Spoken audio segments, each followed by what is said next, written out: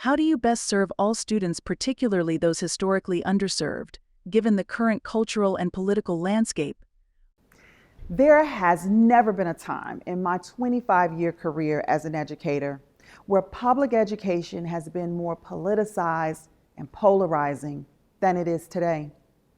It is critically important that all educational leaders maintain a student-first philosophy and approach to ensure that decision-making as it relates to core instruction, curriculum, policies, programs, and educational experiences ensure equitable access to excellence for every student. This means that we must consider the diverse population and needs of the students that sit in our classrooms every day. All school systems must prioritize high quality, culturally relevant curriculum where students see themselves and the world around them.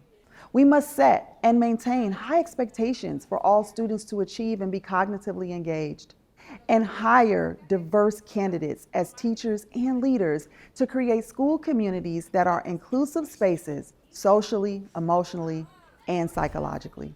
In PWCS, we've developed a comprehensive 4-year strategic plan with equity as the core value that undergirds our priorities and goals. We've set ambitious goals to target both achievement and opportunity gaps to ensure every student graduates with the knowledge, skills, and habits of mind necessary to create a thriving future for themselves and their communities.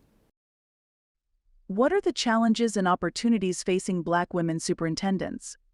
According to federal data and a study done by the AASA, American Association of School Administrators, although women make up 76% of K-12 teachers in the U.S., they are just 54% of principals and only 24% of superintendents.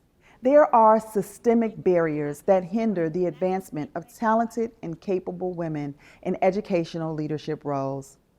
Women in the superintendent or CEO role in K-12 education experience gender pay inequity, limited access to networks, and extreme gender bias.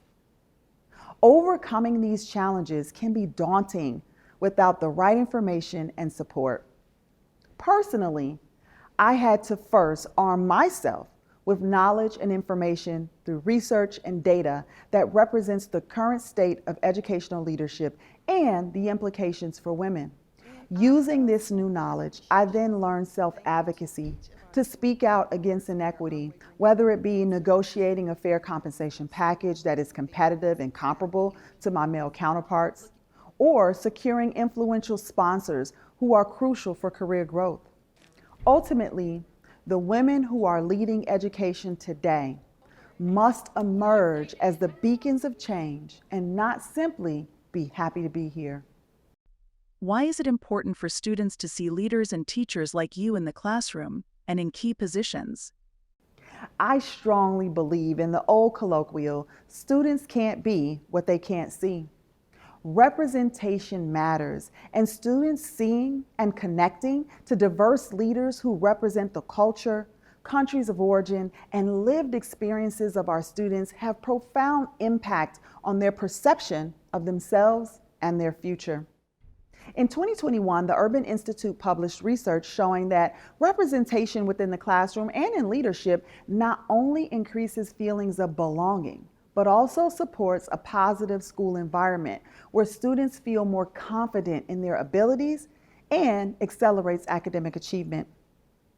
Additionally, in the TNTP Opportunity Myth report published in 2018, there was a strong correlation between high achievement in students of color who were also taught by teachers who shared their same ethnicity.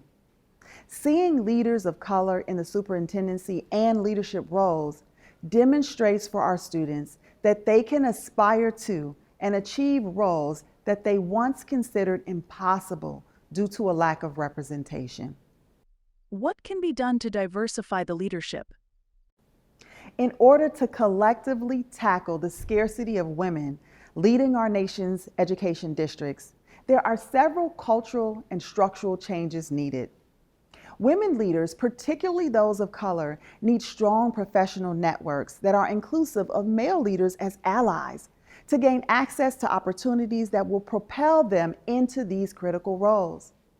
Board commitment also plays a pivotal role in appointing superintendents, and a lack of commitment to elevating women and women of color to leadership positions will perpetuate the status quo.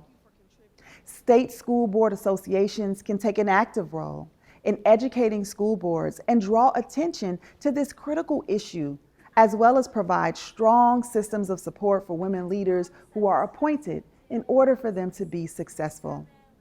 And considering that number that I shared, women make up a staggering 76% of the teacher workforce.